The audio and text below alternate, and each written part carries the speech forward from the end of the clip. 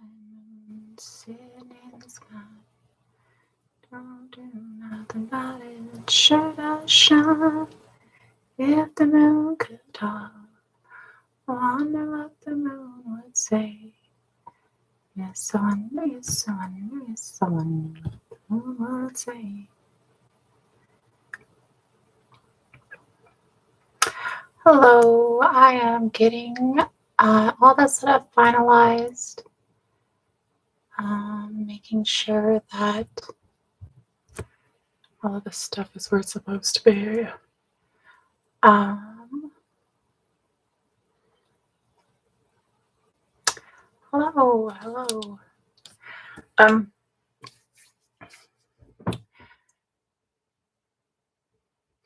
I've been going live a lot during the morning lately. And I want to make sure that I'm getting in the evening as well.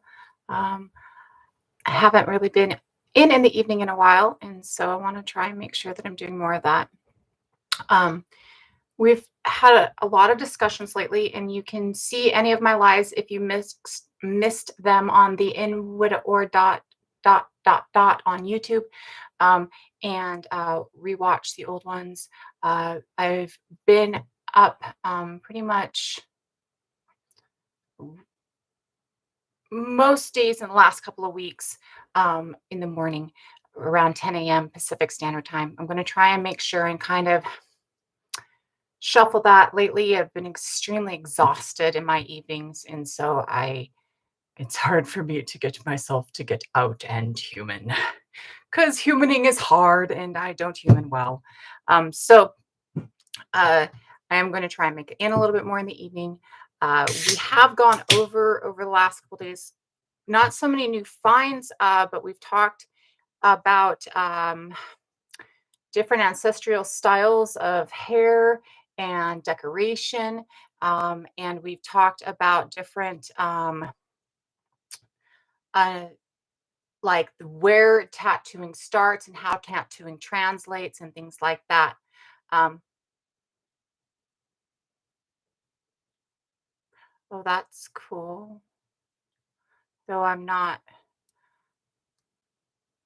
huh? That's new. I think I've been like shadow banned during the morning the last few times. Since I downloaded like the live stream theater thing or whatever, their TikTok, like how you can stream from your laptop, which did not do what I wanted it to do anyways. So, um, anyways, sorry, I got distracted easily. So, um, when or over the last couple days, we've talked about that. We've also talked about the differences between um, cultural appropriation and cultural appreciation, which are things that we'll probably talk on or go through or talk about tonight if it comes up. But this stuff with the differences in the DNA that we're seeing in like South, the origin of species, and in the differences of the DNA that we're seeing in the translation of migration across the globe, it's really important to take a look at those things in our understanding, right? And so these are kind of new and they're kind of exciting. And I've also seen coming across over the last few days, or not last few days, but an extended period of time, I've actually seen out of Africa has been debunked. And the original model of out of Africa has absolutely been debunked. But out of Africa itself, or originating there and coming from there, has not been debunked. That is our current knowledge. And so the newer knowledge just really um, tells us how much more diverse our origin is than we tend to think of it as. So the new DNA research that modifies the species origin is the last couple of weeks, they have had articles out and about in some of the more major newspapers, as well as, I mean, I've seen it a little bit earlier in some of the scientific journals. It doesn't change coming from South Africa. What it changes is instead of coming out as a singular group, starting like a narrow species group of single Homo erectus or single group of Heidelbergensis starting. We're coming from multiple subgroups of Homo erectus, right? Absolutely. Okay, so I am going to turn off, or I'm going to ask for a hold on questions because I'm going to get distracted otherwise, just because it is late for me and my mind is not in its most sharp focus. Um, and I'm going to kind of try and ignore as much as I can for a bit. So please don't think that I'm trying to ignore anything. I will like ask after I get through some of this stuff what it is, or if there are any questions, and I will take time. But if I get distracted, will it be in several different channels? So if you're new to the or my lives, or if you haven't seen the conversation on our understanding of the origin of like sapiens, but the species before sapiens and stuff like that, I want to go over that just a little bit to make sure. Currently, and this understanding does not negate or change that. Currently, our understanding is that Homo erectus develops in Africa, and Homo erectus is really the first species that makes it out of Africa and goes across the globe, which we get from Homo erectus, and we get from Homo erectus in a way no other species gets. Um, Homo erectus, when it leaves Africa, and we know that it has left Africa at 1.8 million years ago, which is that tooth in Georgia, the country, not the state, that they saw and published probably 8 months ago to a year ago, right? So Homo erectus leaves Africa early, and Homo erectus, as it leaves Africa with singular groups or narrow genetics of species, like bands, or narrower. And those groups go into different parts of the world. And as they get further out, those groups end up becoming, to our understanding, more and more narrow, more and more genetically narrow the further out they go. Not, let me rephrase that. To our understanding, as those groups move out, many of which we do not have DNA on, and none of the groups of Homo sapiens, we see that the groups seem to be smaller groups as they move out of speciated Homo groups. Again, none of these that we have genetic DNA on, and having nothing to do with modern day sapiens. So when we see that, it is. So often I've talked about Homo erectus is the kind of grandfather species of us. And then we have Homo heidelbergensis, Homo rudolfensis, Homo ergaster, several other Homo species that we believe are the parents kind of us, right? And those parent species, if you're getting a singular species like Heidelbergensis up in Africa, or not Africa, sorry, up in Western Europe, then you're finding a species that is only that species, and it's narrowing in its, because it's only that species, it doesn't have greater genetic diversity, because the genes from this species and the genes from this species together give more genes.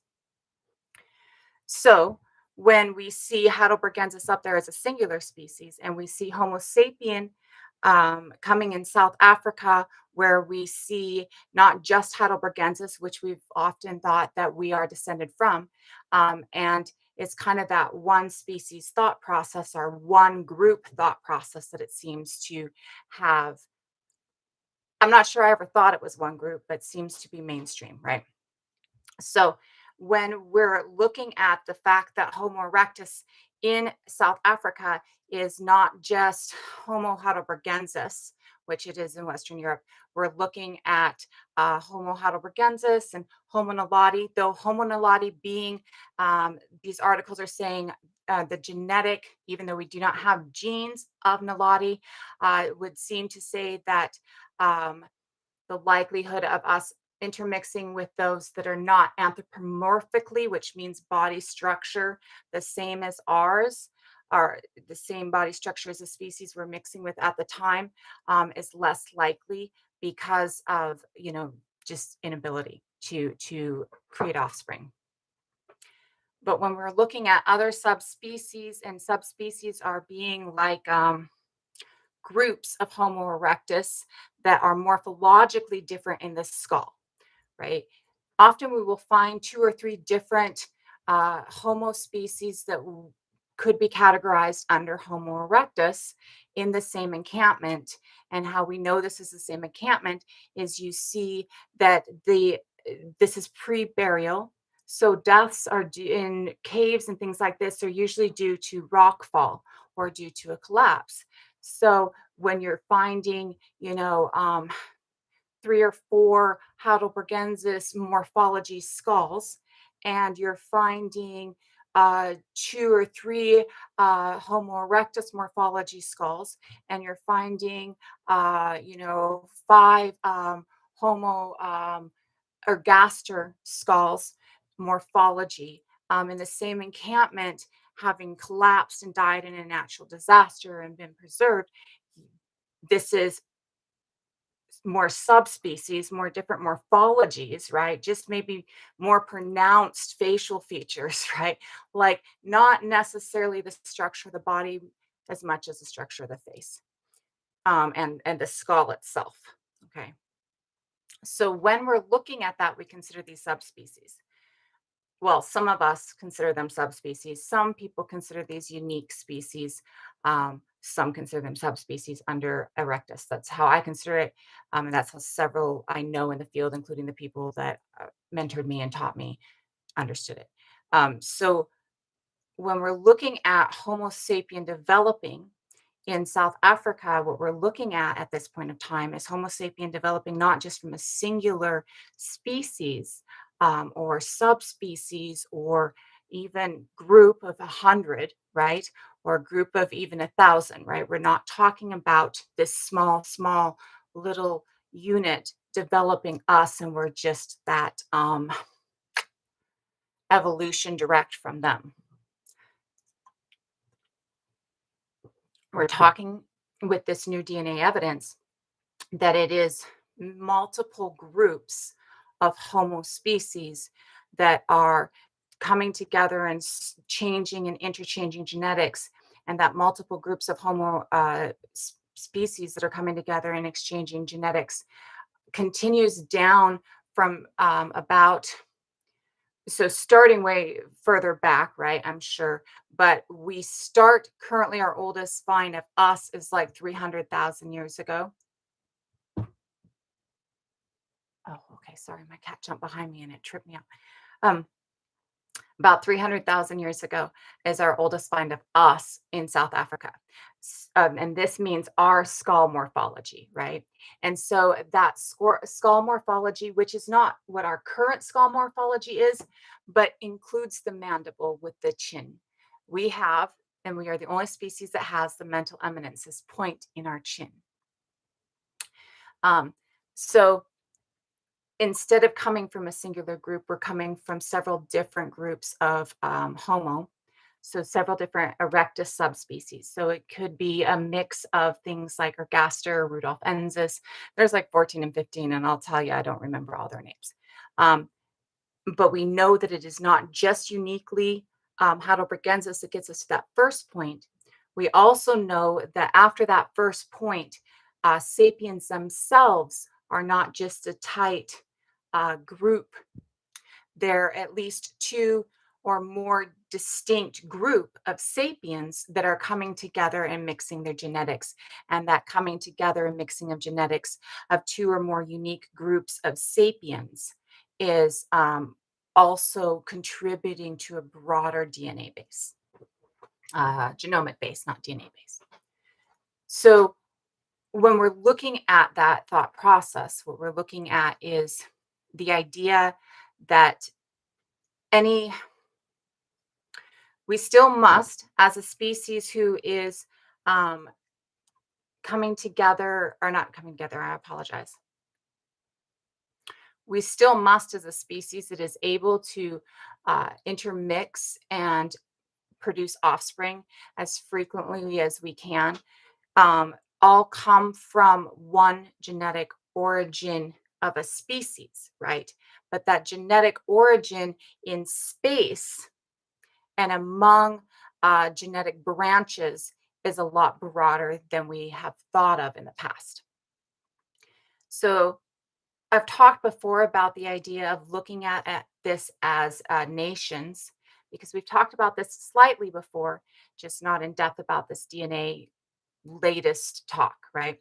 Um, if you're looking at nations that encompass broad swaths of territory, um, then the nations that are encompassing broad swaths of territory are going to form of many different groups. And these groups are going to differentiate often between tribe and band. And I want to remind everybody the difference between tribe and band and this verbiage. Tribe itself is a genetic group. It is linked by close genetics. Think a matriarch and her daughters create family lines, and it passes down and it becomes this large kind of umbrella of life like that, right? Each generation growing it more. So this is a tribe. It's linked by genome, or not genomes, family lines. And it's all not closely related, like inbred, but like it's all group and family lines. And often you'll find in tribes like that, where it's a smaller time frame, where you're getting outside of one or the other. If it's a matrilineal tribe, you might bring men from outside. If it's a patrilineal tribe, you might bring women from outside.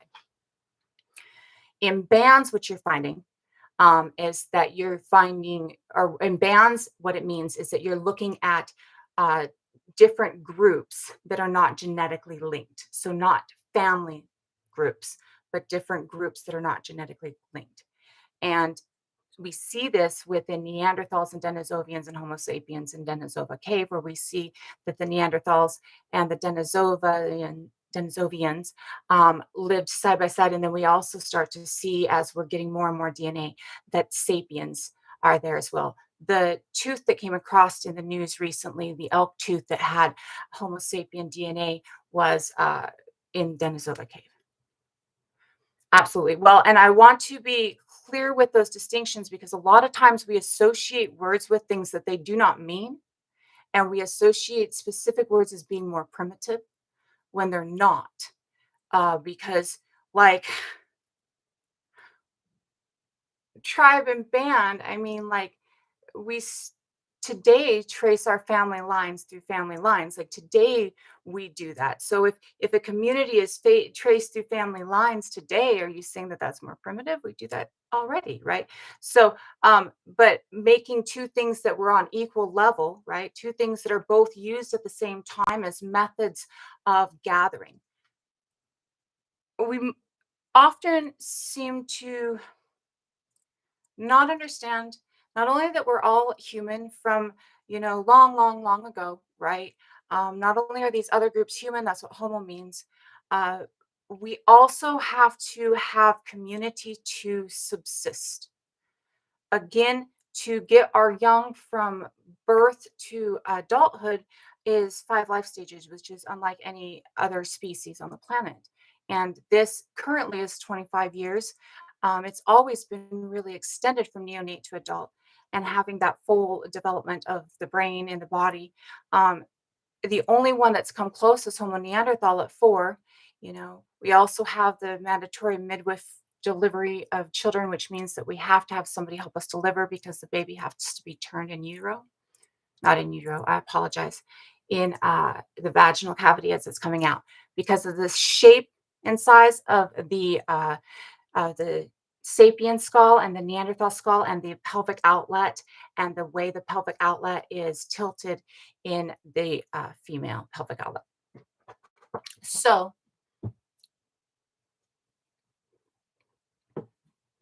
in times when we're so really our only enemy these days is us, because we've killed everything else off, or we've walled ourselves off, or we've what the fuck ever, right? But in times when, you needed to go out and hunt for your food, and you weren't hunting with a gun, and you probably weren't even hunting with a bow and arrow, because even those are really recent, like you're up close, right? In times like these, you need multiple people to do this. So you need multiple people to provide any form of meat for your people. You need multiple people to go out gathering, because it takes multiple people. And by gathering, I mean hunting versus gathering, as in going out and doing your berry picking. When we look at hunter gatherer versus collectors, both are doing this as well, right? Both are sending multiple people out to perform their home activities. And I would state that I would think that early people who are using caves as shelter are more likely to be collectors than they are to be hunter gatherers. And by this, I mean that if you look at what collector is versus hunter gatherer, and they are often at the same time, just two different ways of being. But collector seems to be earliest, right? Well, maybe not earliest, but by the time of cave usage or having understood enough to create shelter for self. I would state that we were collectors. We would have a singular space and go out and collect and bring in and collect and bring in, anyways. But when we're looking at the way that we look at these words, oftentimes we want to associate some of them as more primitive and some of them as less primitive. And they're not. They're the two different ways of doing something. They're like not opposites even, but like just pathways in the same level. So when we're looking at that origin of time, if we're looking at different groups that are tribes and different groups that are bands, and we're looking at, a broader nation, and these people are as hunter gatherers and as collectors, as, people who are needing to find food anyways, are constantly on a move.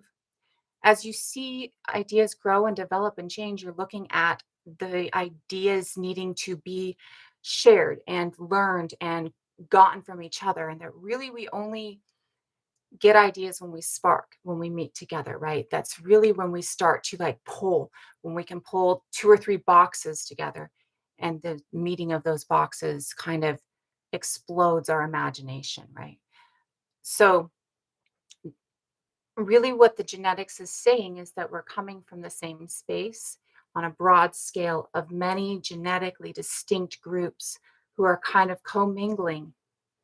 And it is that commingling itself of many genetically diverse groups that is creating sapien. And as sapien is created, sapien is created within these genetically diverse groups.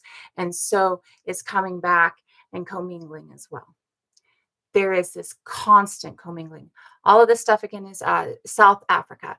We're looking at everything happening.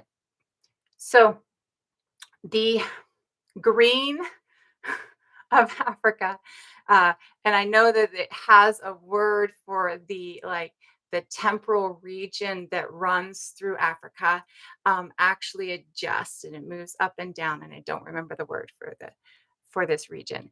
And the temporal region actually moving up and down um, has happened over the time that we've been alive a couple of times. Um, yeah, not like us alive, but us as a species. So when we're looking at our creation, we're looking at below that. And I think that it was lower down a little bit, but I can't remember exactly sure, but not by much, right? So we do come out of Africa. That's why there's a question mark on it, right? Because the out of Africa being debunked is something that we've seen a lot coming and across media lately. It's been over on Facebook for a couple of years. Um, so there's this constant. What it is science in its explanation of it has not been correct, not correct, but succinct enough, right? So when we're looking at out of Africa, what we're looking at is the idea that we're all starting down here, which is currently our knowledge, right? And we're looking at the expansion out of Africa, right? Sorry. Like I said, by the time my late nights roll around, my brain is half dead anyways. And so I become a little bit more discombobulated, not as easily pulling these things up. So when we're looking at the expansion out of Africa, our current understanding, and this has been our understanding for a while. Yeah, absolutely. That has been our understanding for a while, that the expansion out of Africa has always happened. That uh, initial expansion out of Africa is happening in the Levant area.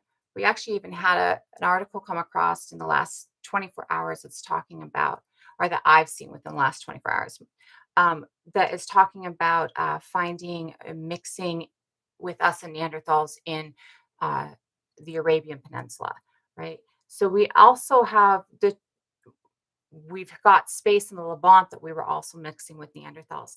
And as we're moving out of Africa into this space, what we're doing is we're moving out in a time when the glacial maximum is receding.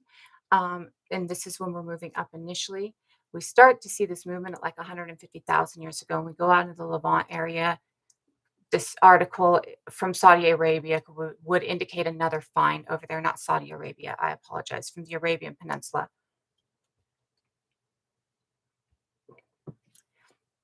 My words for space, like when I picture a map, I picture older maps.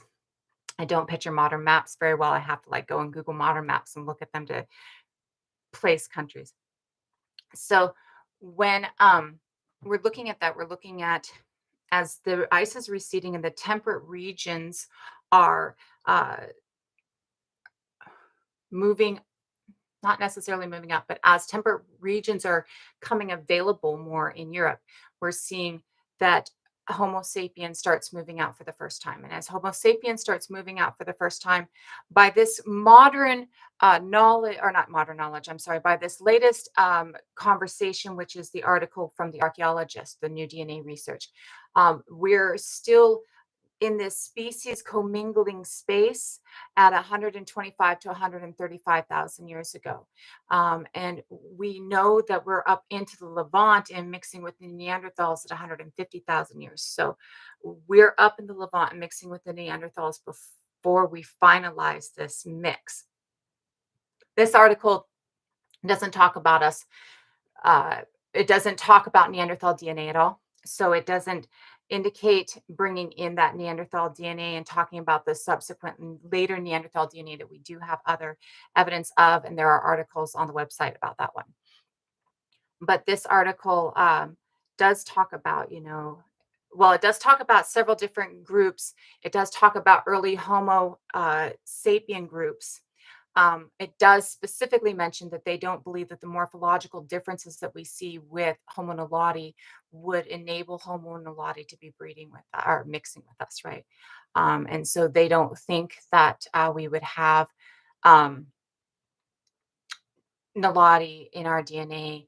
Uh, we don't know what the ghost species in Africa are because we haven't found them in the fossil record. That's why they're a ghost species anyways, right? But we haven't gotten a lot of DNA, so we don't know what the genetics on naledi are.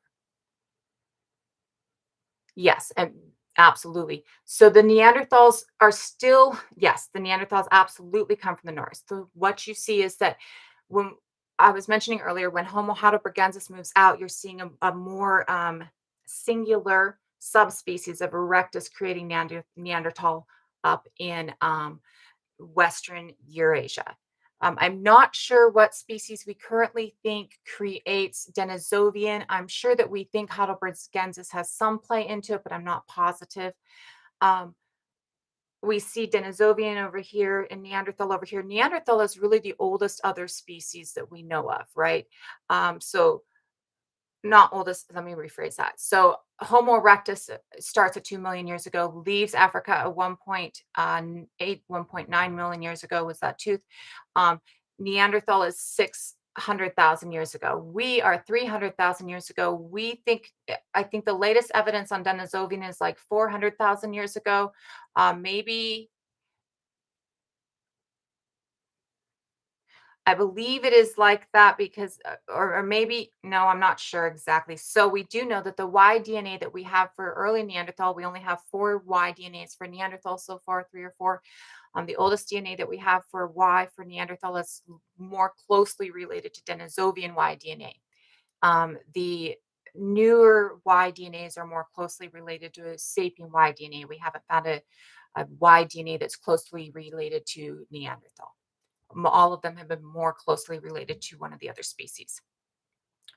So um, that puts Denisovian a little bit further back, right? Because the Y DNA that's more closely related to Denisovian is at 300,000 years ago with Neanderthal. Uh, three or It's over 300, but it's not quite 400. I just can't remember the exact date. So this means that Neanderthal is being created with a Heidelbergensis kind of genetically unique group for the most part. I mean, it's getting some Denisovian DNA in early on, but that's roughly like 200,000 years into our knowledge of how long they've been around for a species. Um, so we would be the only group so far that we have found that is created in that broad genetic diversity of a way, which really I know that I have seen and learned and read information that states that we're not that genetically diverse as a species, like as an animal species. Other animal species can be more genetically diverse. Um, and that, like, something about 2,500, or, no, 25,000 genomes are genetics that make us up, right? Um, and we know that, like, DNA itself is not that genetically diverse. We share 98% or 95% of our DNA with like bananas and stuff, right? So, like, we know that it's not that genetically diverse, anyways. But this genetic diversity within our creation absolutely gives us that ability to. So I believe that the genetic diversity within the creation and in the way that that genetic diversity is a constant flow gives us our ability to adapt to different spaces without ever really speciating into separate species. I believe that it is that constant movement that we see, and we see this constant movement in this start, and we see this constant movement in the way that we leave Africa, which is why people say that the out of Africa theory has been debunked, because what's been debunked is a singular exodus or a singular movement out at like 100,000, 150,000 years ago. And when we're looking at it, it's this constant flow, constant movement, constant crossing into new horizons, what is out there, and the constant changing and the constant adaptation, not only of ourselves to space without ever losing that genetic interchange, but our adaptations that we already have that are adapting us further, right? That are not adapting us to the environment, but our ability to adapt the environment to us in a way that nothing else can.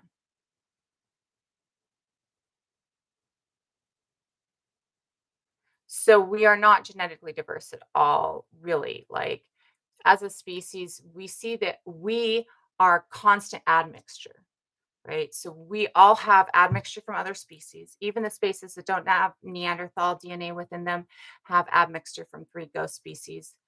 We see a total of five ghost species in ourselves, and one in Neanderthals and Denisovians, right?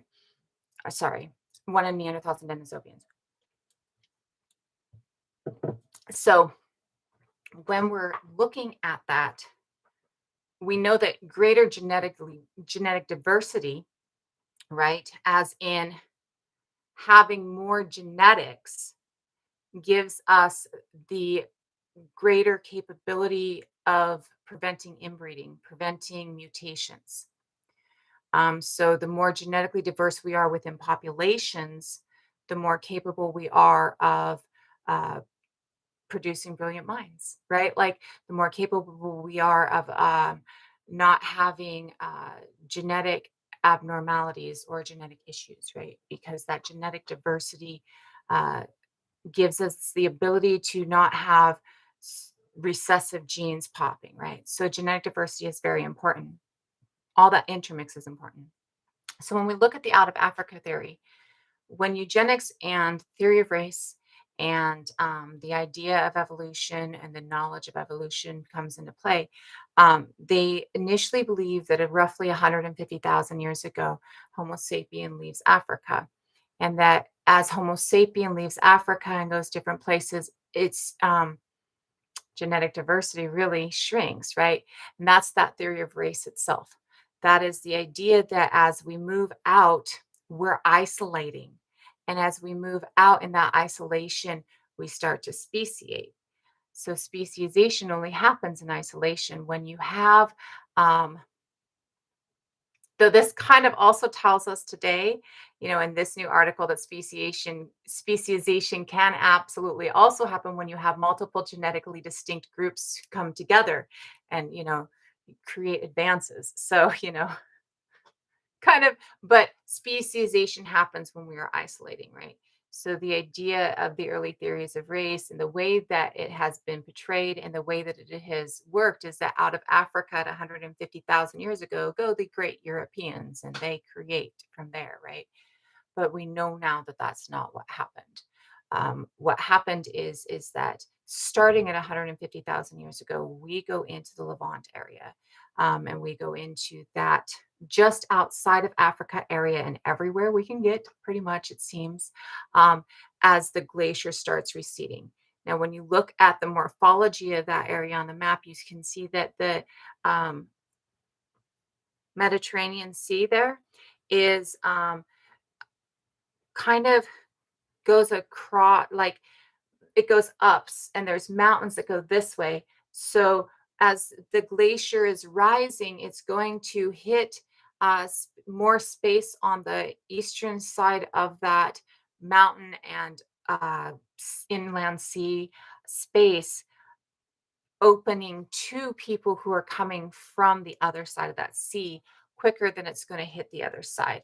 We now know that there's a recent article that actually puts sapien in uh, Western Eurasia at 52,000 years. That's the newest, and it says 42 to 52,000 years ago. I'm not exactly sure where they're putting their data at with that. It's got to narrow down to some point at some point because that's kind of a broad range for that because we know narrower ranges for that. So when we're looking at that, we have to see that, or it's important to see that this space is opening up to the east way before it's opening up to the west. We have to wait for the ice to recede for us to get over to the west, right? So we're staying in this space down below the ice in this region that's becoming temperate, right? Um, and kind of boiling in there. We've known this for a long time. We've known that we lived in two caves in the Levant side by side with the Neanderthals from 150 to 50,000 years ago. I've talked about that one before. I was taught that one. This is in the scientific or archaeological field or paleoanthropological field. This is a little bit more known. Um, but as we're moving up and we're sitting here, we're going back. And as we're going up, we're mixing with the Neanderthals who've been driven down by the ice, the Denisovians who've been driven down by the ice, I'm sure, in some ways. Though we only see Denisovian DNA really in people in Southeast Asia and down in the Austroasian area, down in the islands of the South Pacific, and then, of course, over in Turtle Island. Um, as we're living in that space, leaving Africa, we stay in here and we go back. And then the ice really goes up completely for the last time, starts leaving at 50,000 years ago. And as it's receding, it hits lower Britain's recession roughly like 27,000 years ago. Though our earliest sapien finds there are like 14,000 years ago for the newest. Um, and then we don't see the ice receding much later in Ireland and Upper Britain and in the Scandinavian countries. And we don't see Homo sapiens hit Scandinavia.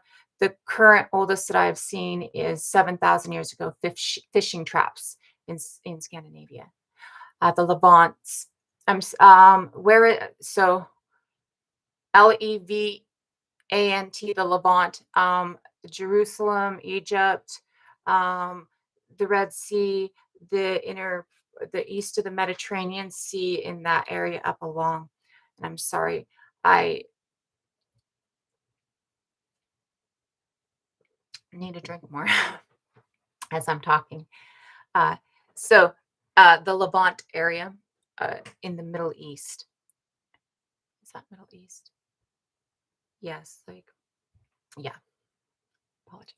So, as you're moving up out of there, we're staying in that space and we're going back, we're staying in and going back. At 50,000 years ago, when this starts to recede, we start going up and we start going over.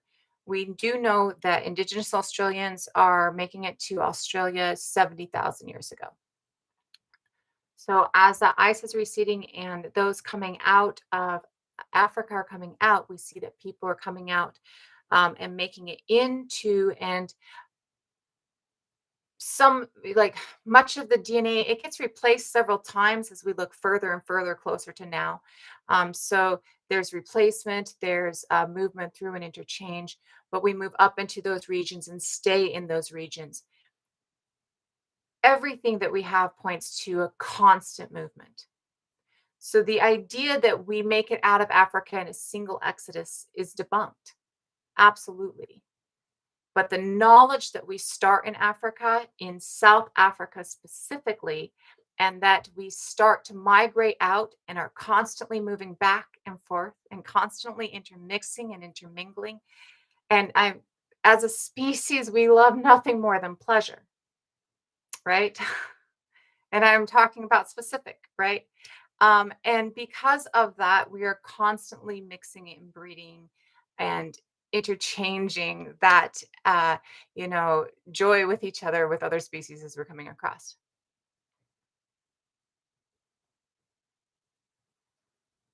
So our knowledge of Neanderthals is that Neanderthals absolutely start in northwest, or not northwest, in Western Eurasia. The oldest find that we have of Neanderthal is 600,000 years ago in Britain. And that find is like the first that we see, that's the step between Heidelbergensis and Neanderthal, the earliest of Neanderthal morphology. When do blue-eyed white people occur? Can we tell? We can absolutely see that blue eyes starts long before light skin does. To our knowledge, we see that as we're moving out, um, so we know at 7,000 years ago that Scandinavia is settled by two different groups of people. One group that is coming up from the lower part of Western Eurasia. Uh, there's, people that look just like them over in Britain, to our knowledge. They're very dark of skin and they're very light of eye. And they're moving up into Scandinavia. And then over from the Eurasian steppes comes another group of people that is very light of skin, and or not very light of skin, that is lighter of skin and has dark eyes. Um, when you see the descendants in Scandinavia today, you're going to see that the indigenous Sami people are actually lighter of skin than many would have been at that time, right? And are darker of eye. This is something that you get in the steppes and in Arctic regions. Because in Arctic regions you have the lighter skin but the darker eye, because that darker eye protects from this reflection, right? So the Eurasia, or the West Eurasian peoples coming up, are going to be coming up very dark of skin and very light of eye. This is Cheddarman, whose alleles put his skin is very dark and the eyes are very light, and who has a descendant 300 direct descendant 300 generations later, living a mile from where he was found. Um, this is not the same group. He's northwest. No, maybe he's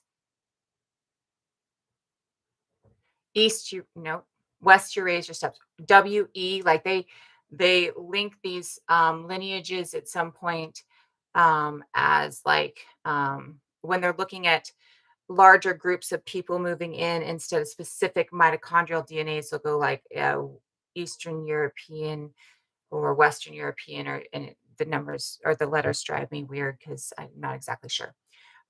So European, Western European, so WE, Western European farmers, not farmers. What do they title them as? Western European Neolithic, not Neolithic. No, no. 7,000, yeah, so 7,000 years ago, 10,000 years ago, that's going to be Neolithic. I don't like the lithics. They don't make sense to me. So Neolithic, New Stone Age. So the that time frame, then we're seeing the light eyes in one group, the dark or the light skin in another group. It is not the meat of the two that changes. What it is that adaptation of skin to space happens after the adaptation of eye to space. The people coming over from Western Europe don't have the same adaptation or have a different adaptation to um, sun need for the ocular, for the eye. And that adaptation happens first. They're not getting the reflection of the sun off the snow that the steppe people are getting. Um, yes, they're absolutely indigenous. So again, Cheddarman's son, grandson, just direct descendant, like literally direct. They can map the Y DNA. That is Cheddarman's grandson.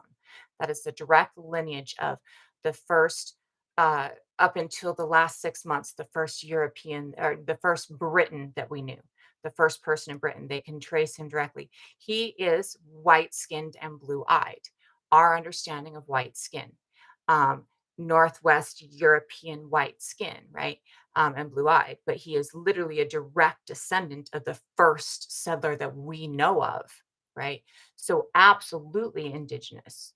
Uh, what it is that we've adapted in those areas to have lighter skin, right? Just like people in Arctic regions have adapted in those Arctic areas to have lighter skin, but have kept the darker eye. Uh, these are on scales, right? Because you'll get light eyes in the Arctic regions too. Um, you'll just get well, and you'll get light eyes in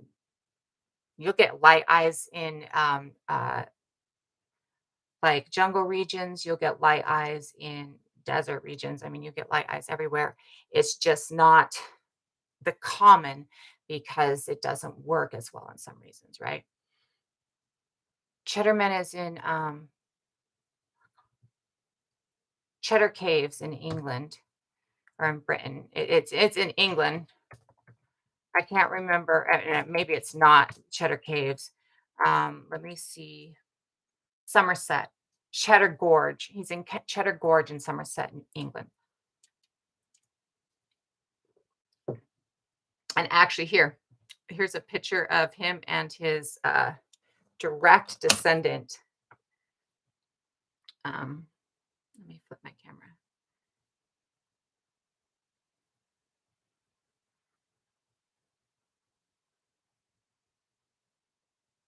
So this is a recreation that they've had out. This is a recreation with lighter skin because people try and state that just because he has the alleles for darker skin and presents the alleles for darker skin, that that's not somebody with darker skin. This is his direct descendant. So indigenous Siberians, that's not what I wanted to do. Pardon me. Indigenous Siberians are absolutely indigenous to Siberia. We're all so again, we're constantly moving and we're constantly mixing, right? So the first group getting somewhere keeps their indigeneity to that space, right? Um, so if our newest understanding is that we really are just enveloping the Neanderthals, right? It's not that we're out competing them. It's not that we're killing them off. By the time the Neanderthals and us come across each other for the final time, really, well, there's already a small number at 150,000 years ago. We know that. They've already gone through one kind of uh, extinction event. They just didn't fully go extinct. After 300,000 years as a species, roughly, I think they say like they went through one extinction event like 170 something thousand years ago, and then another one at like 50 or no, no, no, no, no. It's further back than that. Maybe it's 100,000, 120,000 years ago. Numbers slip my mind sometimes. I think roughly 100,000 years ago, because it's over the 100,000 year mark. I know that. Um, so by the time we really get into our meeting and we really get into his time with them, we now know that they are really inbred anyways. Their genetic diversity has extremely narrowed, and they're a very small group. So we're not supposed to be called Caucasian. Um, Northern European white is not Caucasian. Caucasian is the Mediterranean. Caucasian is the Levant. Caucasian is the Arabian Peninsula. Caucasian is upper Africa, the upper part of Africa, right? Um, Caucasian comes from the Caucasus Mountains, which is kind of, I think it's Turkey, maybe. So as you're coming out of Africa on a map, you see the Arabian Peninsula coming down here, and you go up here as the Mediterranean Sea is right here. This area in here is the Caucasus Mountain Range. Turkey is like right here, and I think that this area kind of goes down into top of, but that is Caucasus Mountain Range is what Caucasian is named for. I think it also goes up. I'm not exactly sure, but everything in the swath near Caucasian over, this is considered Caucasian. Um, and it's that kind of darker olive skin tone. It's that swarthy skin tone that we think of and that we talk about. Um, Jesus was absolutely Caucasian, but he was dark, not white, right? Because Middle Eastern Judaic people range in skin tone, and many are Caucasian, right? That is the Caucasus region, right? So, well, so that there are Russia is there are part and has annexed everything. There are parts of Russia that are down near the Caucasus Mountains, so there are parts of Russia that are actually Caucasian, right? But there are parts of Russia that are not Caucasian, right? There are parts of Russia that are more white. There are parts of Russia that are darker, right? On my computer, I need a globe or something. Um, but I want one that's like not your not Western centric, if that makes sense. So one that's not actually like um showing showing things larger in different areas than they actually are because of that United States centric viewpoint. Um, but yeah, yeah. I mean, I have always known I was mixed, so I've always just chosen everything. Well, I didn't know about the East Asian and the South, uh, or not Southeast, but the Indian, which is in the Asian continent, right?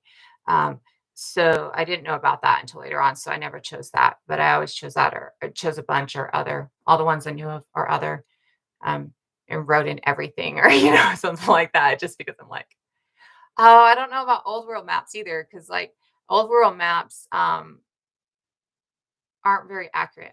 So I've seen maps of what I need to do is find some maps that I've seen and print them out. Like I've seen maps that show the Arctic region from an Arctic region standpoint and almost kind of flatten it out so that you can see it, right? And when it flattens it out so you can see it, you can see just how small that really is, right?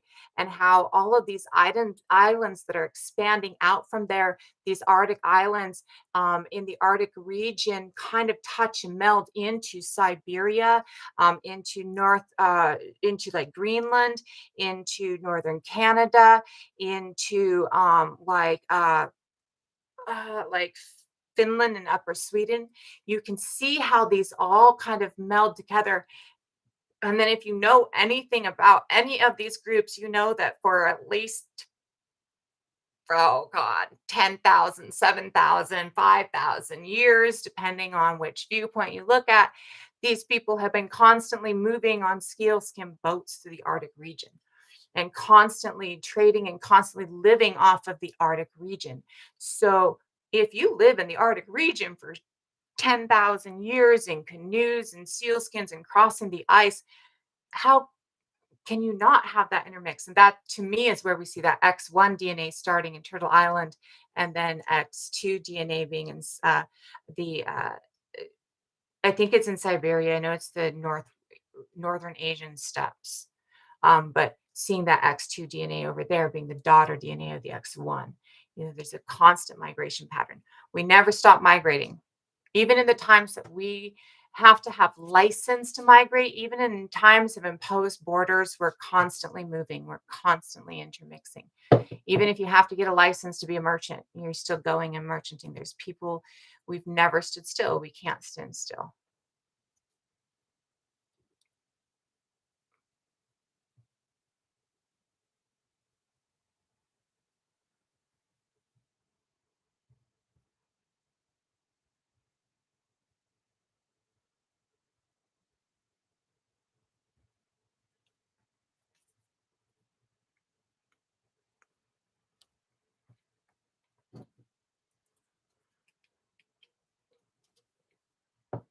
I don't think clothing has the most to do with it. To be real, I think really it has to do with cold adaptation. There is some evidence that they haven't done a lot of study on it that lighter skin can actually adapt to the cold more, right? Um, which would make total sense if you're looking at Arctic regions where people are developing lighter skin um, and they're still getting that sun reflection and need the darker eyes, right? So, I mean, is that sun reflection not giving them darker skin as well, or maintaining the darker skin? Would you adapt to the darker skin if that reflection from the sky, because you can get sunburn from that reflection, you know so it is so there is some evidence and some studies being done that there is an adaptation to the cold with the lighter skin as well. um, when we look at it currently, what we're looking at is, so we know 10,000 years ago, or we believe 10,000 years ago, Cheddarman is a darker skin alleles.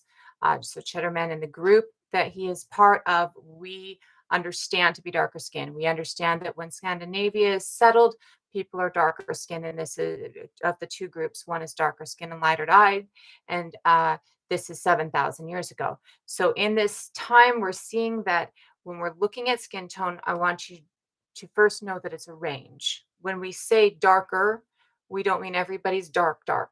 When we say lighter, we don't mean everybody's Northern European light.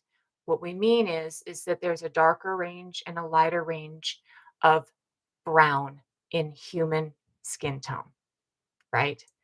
Um, and because there's this darker and lighter range of brown to human skin color, and some of us shade in different shades, right? Like there's some copper somewheres, and there's some beautiful golden somewheres, and there's some really cool like purpley somewheres, right? There's different shades within that shade of brown because we are all brown, right? So when we're looking at that range, we're seeing that as we're getting lighter, 7,000 years ago, we're still roughly darker in this one group that is moving in, right? They continue to get lighter, right? And they tend to probably not be a distinct group initially, but they tend to be maintain distinct groups a little bit later on. There is still probably a lot of uh, cross mixing. Well, yeah, I would say probably until we get to the idea within those regions of trying to create kingships and the othering and the greed that comes into those regions. So that's going to be a little bit later anyway. So I would say there's probably a lot of commingling early on. We don't see lighter skin groups in uh, Britain, though, where we see again Cheddarman goes from darker skin to lighter skin 300 generations down.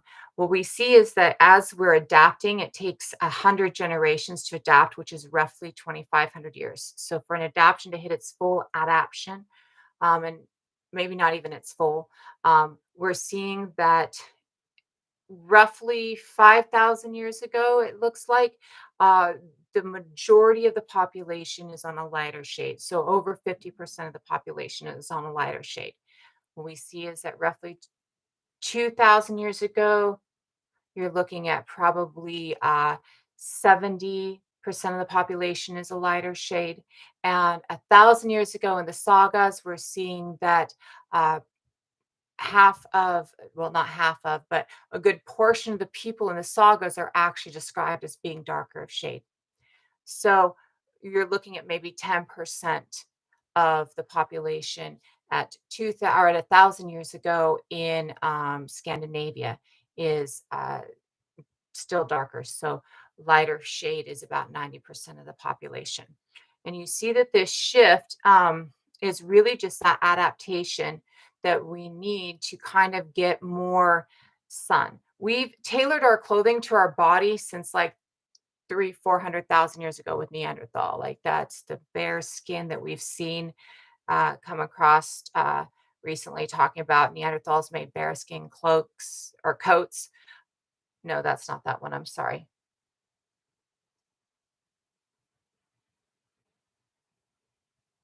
There was a find of a shin bone that is a bunch of holes in the shin bone, and you can see that they're all marks from laying skin on it, and that is for fitted clothing, for tailored clothing, for clothing that morphs to the shape of your body. That is, I'm going to say between 20 and 40,000 years ago because I cannot remember the number on it, but I know it is within that time frame because it is us, I believe. I have to find the article. So it is, but we know that at least 20,000 years ago, we were fitting our clothing to our body, right? So we've had that ability to fit our clothing to our body long enough that it's not really that ability to fit our clothing that's really contributing to the lighter color. It is really the need to get more vitamin D. We can pick up vitamin D from other things. I had to double check in my mind that it was vitamin D I was looking for. But we can pick it up from other things, but we can't pick up significant enough quantities. We see even in like the 1600s where people are dying at like three from insufficient vitamin D rickets and things like that, where they have been riddled with insufficient vitamin D for a long time in very sun lacking areas, right? And we see that Neanderthals actually develop lighter skin. Uh, and again, it's a range. It is not light and it is not Northern European white. Neanderthals develop lighter skin um, and develop with lighter skin because they develop and adapt in that area. And they don't adapt with fitted clothing at all. They definitely adapt with clothing. We do know Heidelbergensis has clothing. So they definitely adapt with clothing, but not like with fitted clothing that's keeping.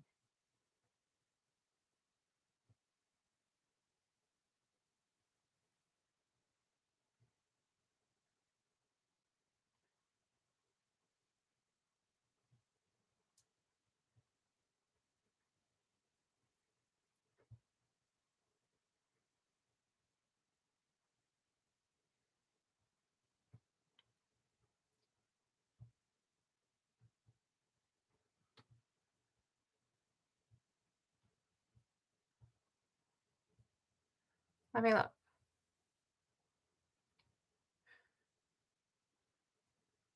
Because I know that that new find is really with the and I do not I don't believe it that there's presence of needles, but I'm pretty sure there's not needles for sewing, but I do believe there's presence for awls. But I can't remember the date on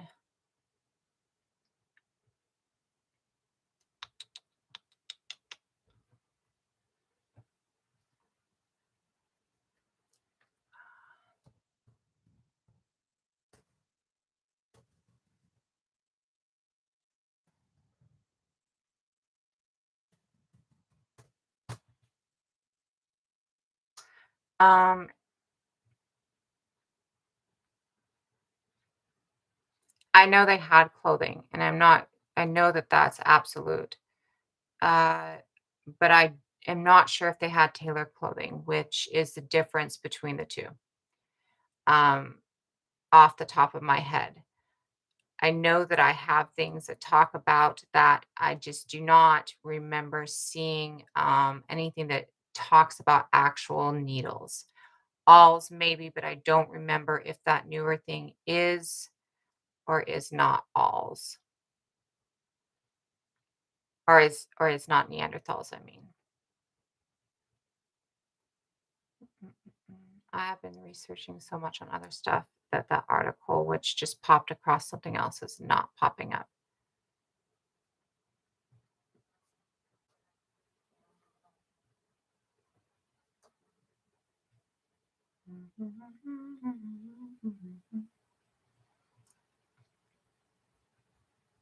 I'll look at it and get back to you. But it isn't thought, to my understanding, that clothing had to do with the shift in skin tone. Um, it is, to my understanding, having to do with having to adapt to the sun in the area.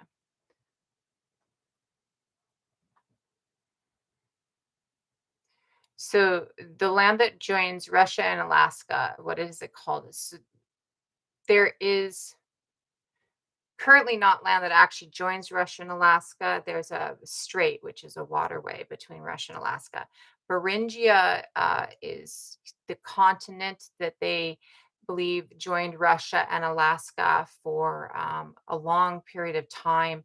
And it was rather large. So basically, what it was it incorporated pretty much uh, not all of, but like a large corner of what is currently Russia and a large corner of what is currently Canada, down probably into North America, right? Or not North America, down into the United States, right? So, and this has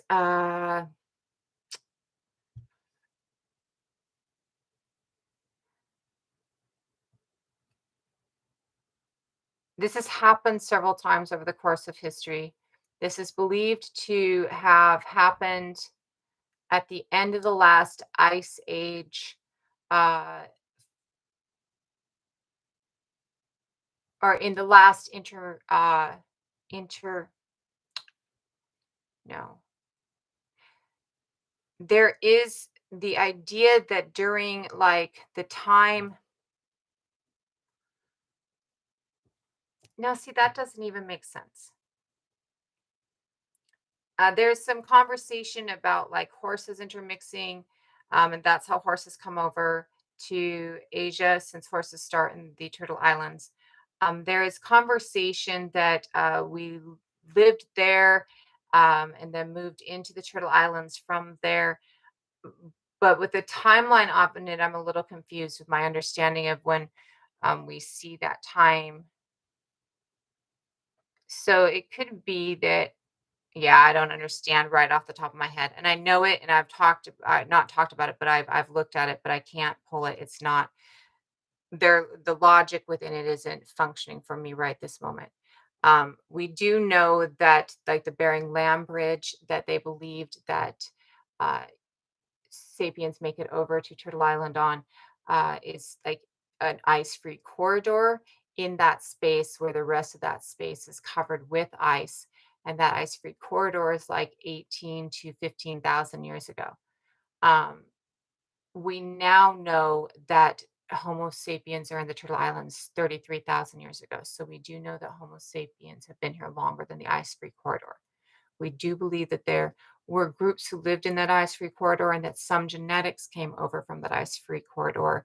Um, I think Beringia's thought process is stating that it's that ice-free corridor is a large land mass in that time frame, and not just a narrow corridor or something along those lines, because otherwise it's putting it's not, yeah, it's not logicking out for something else, just because of the relation of the ice age in the discussion, in other species in the timeline that they want to propose. So I'm weirded out. Not that the older timeline that is proposed that has been debunked, now that we know that people have been here longer.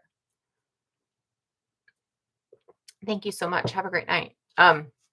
I probably should go as well. I'm going to try and do a couple of evening lives over the next week. This will probably be my last live until Sunday. Um, I will try and do stuff a little bit more in the afternoons as well, and try and change up my times a little bit just so that I can be around when more people are off, people are able to listen, um, or be in and play around. Um, they're always put on, or not always, they have been streaming on YouTube at the same time for the last couple weeks again. I reset the house and I got everything set up with the new house, and I'm coming back in and getting things set up again. Um, I think that's pretty much it. Are there any questions? And again, my brain is just kind of confuggled tonight. So I totally understand if some of the things I've said are kind of confusing. I never take any harm with questions anyways, but um, I had this discussion earlier today. It's on YouTube, and it was definitely much less of a confuzzled state. Absolutely. The YouTube is the Widda Ord like this, except it has dot, dot, dot at the end. It's right up in here. Um, I think the first Homo sapiens come to the Americas at 33,000 years ago. And I believe that this is after spending at least 10,000 years with the Denisovians. And I believe personally that the first route over here is the southern boat route. I do believe that the Kelp Highway is also an early route, which is the northern boat route. Um, and I do believe that you see there's already a species here of Homo erectus speciated here. This is the Cerruti mastodon find that we see in San Diego. And that is juvenile mastodon bones that are 130,000 years old that were processed when fresh. Um, and I believe that when Homo sapien gets here at 33,000 years ago, they enveloped that group of Homo erectus descendants into them. And uh, that's the ghost species that we see in a lot of Turtle Island indigenous DNA. It's also proved to Turtle Island indigenous stories that talk about speciating here and being created here, while still giving understanding that we're all one species. Thank you, Elizabeth. It probably was a much better conversation. I feel so confuzzled tonight. My brain just doesn't seem to be pulling. I'm saying every other word.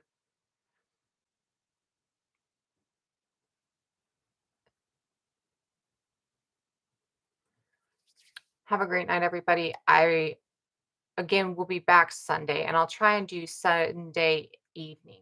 Turtle Island is an indigenous name coming from several nations along the eastern seaboard of North America for the continent of North America. It looks like a turtle if you look at it from the sky. If you have a globe or a map and you look at it and you pull it out, you'll see that Mexico is a tail and Florida is a leg and California is a leg and Alaska is a leg. And you have a leg kind of in the islands over here up off the northern part, the northeastern seaboard. And then you have it kind of go out into a head kind of in Greenland even. Yeah, you gotta look at it and it's, translated into English, but it's the phrase used by many nations along the eastern seaboard. And so I use it for North America.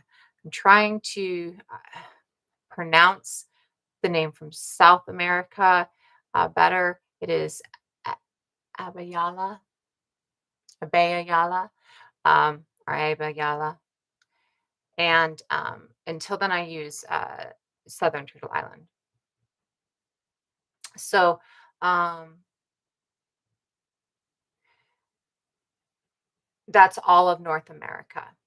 All of the continent of North America would have been referred, well, by these groups as Turtle Island. There are other groups that refer to it in other names. Turtle Island is a phrase that's just kind of been adopted by many of the North American indigenous groups to cover as a broad name. Um, And that's really from Mexico all the way up to Greenland. Like it's really everything of North America, what we consider North America. And in South America, there's so both North America and South America have about five different names. Um, there might be more, but five like talked about or understood minimum, right? We'll go with that.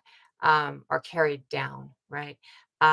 So with that, Turtle Island is an English translation for one that's used by many groups here on the Eastern Seaboard, but in South America, the one that I've seen and that I'm pronouncing somewhat, I think it's Abayala, and it's like I think it's ABYA, but I can't remember how to spell the first name part. And then I think it's YALA. And again, I can't remember how to spell it correctly. And because I can't remember how to spell it correctly, my pronunciation is probably going to be off for a while. Eh, but it's just one of many um, that's just being used to try and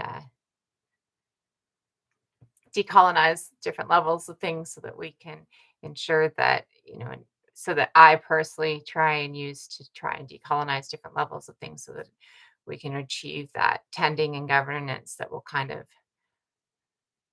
heal us a little bit, maybe. I am going to go. Thank you so much, everybody. Have a great night. Thank you.